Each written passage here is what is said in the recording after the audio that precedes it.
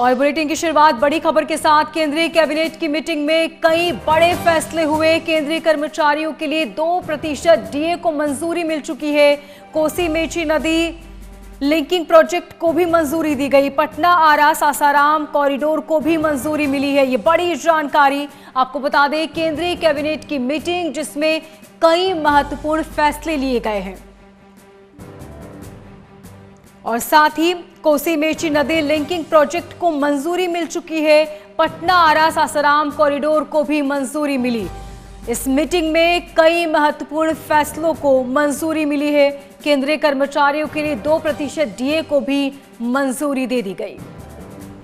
आपको बता दें कि यह मीटिंग कई मामलों में बेहद महत्वपूर्ण थी। इसकी अध्यक्षता खुद पीएम मोदी ने की और इस मीटिंग में कई बड़े फैसलों को मंजूरी मिली।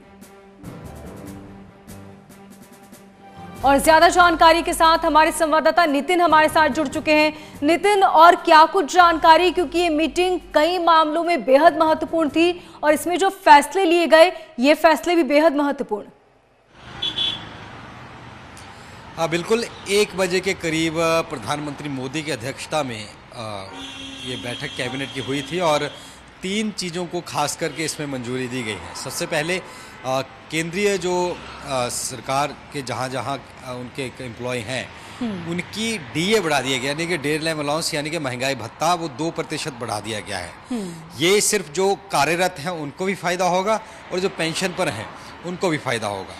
दूसरा, एक इलेक्ट्रॉनिक प्रोडक्ट से रिलेटेड पीएलआई जो है उसको 25,000 करोड़ रुपए यानी कि इंसेंटिवाइज किया गया है ताकि इलेक्ट्रॉनिक और सेमीकंडक्टर वाली चीज़ें ज़्यादा से ज़्यादा देश में होंगे, उनको ज़्यादा से ज़्यादा उनका बढ़ावा हो, तो उसके लिए उनकी प्रोडक्शन ज़्यादा हो, उसके लिए इंसेंटिवाइज किया गया है।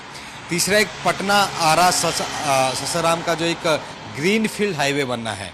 हाईवे क्योंकि 3-4 तरह के होते हैं। ग्रीन फील्ड जो कि एक हरा भरा और इन इलाकों से गुजरता है उसको ग्रीन फील्ड कहते हैं, उसको एक मंजूरी दे दी गई है। इससे ट्रैवल टाइम कम होगा और ईंधन की बचत भी होगी।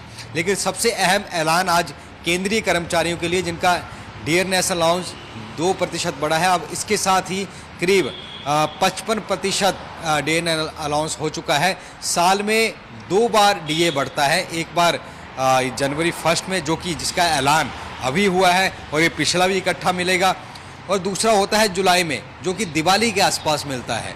तो 2 बार ये डीए बढ़ता है। पिछली बार 2% बढ़ा था और अब ये करके 55% ये पूरा हो चुका है। तो इससे कई कर्मचारियों को, जो लाखों कर्मचारी हैं, उनको फ़ायदा होगा। हर साल डीए बढ़ाया जाता है। जिस तरीके से महंगाई दर, इन्फ्लेशन रेट बढ़ता है उस तरीके से कर्मचारियों की तनख्वाह में इजाफा किया जाता है ताकि उस महंगाई के जो दर है उसको वो अब्जॉर्व कर सके। इसलिए ये 2% का इजाफा यहाँ पर किया गया है। 1 जनवरी यानी कि अब मार्च हो गया, अप्रैल शुरू होने वाला है, तो 1 जनवरी से बढ़ा है तो पिछला भी इकट्ठा ही उनको मिलेगा। दूसरा, सेमीकंडक्टर्स, इलेक्ट्रॉनिक चीज़ें, ये तमाम चीज़ें इस देश में ज़्यादा से ज़्यादा इसको प्रोत्साहित किया जाए और कैसे इसके लेकर के नए स्टार्टअप्स आएँ और किस तरीके से इसको लेकर इसमें रिसर्च हो, ये तमाम चीज़ों को लेकर एक इंसेंटिवाइज करने के लिए 25,000 करोड़ रुपए का एक ऐलान किया गया है। और सबसे बड़ा बिहार के लिए, क्योंकि एक फ़ायदेमंद जो चीज़ होने वाली है, पटना आरा सासाराम का वो जो ग्रीन फील्ड हाईवे है उसको मंजूरी दी गई है। तो कहीं ना कहीं आज 3 बड़ी सौगातें केंद्रीय कैबिनेट की ओर से दी गई हैं और सबसे अहम सौगात केंद्रीय कर्मचारियों को उनका जो डीए बढ़ा है वो है। जी बिल्कुल नितिन, और इस बात से इनकार नहीं किया जा सकता कि जो इस मीटिंग में डिसीजंस लिए गए हैं वो आम जनता को बहुत राहत पहुंचाएंगे। और आपने डीए का जिक्र किया जिसकी मांग बहुत लंबे समय से उठती आ रही है। बिल्कुल, जैसे मैं बता रहा था कि 2 बार बढ़ता है। अभी दिवाली के टाइम बढ़ा था 3% के करीब, 2% अब बढ़ा है। तो अगर बेसिक हम मोटा देख के चलें तो अगर किसी की बेसिक सैलरी 20,000 है तो 400 रुपये का फ़ायदा होगा, लेकिन उसमें एचआरए या बाकी चीज़ें मिला करके उसका काफ़ी लार्ज इम्पैक्ट पड़ेगा। इसको हमेशा कंपेयर किया जाता है कि जो आपकी इन्फ्लेशन रेट है उससे कंपेयर करके वो कितना उसको किया जाए कि डीए उसमें बढ़ाया जाए, क्योंकि एक इंक्रीमेंट के अलावा डियरनेस अलाउंस हर केंद्रीय कर्मचारी का दिया जाता है।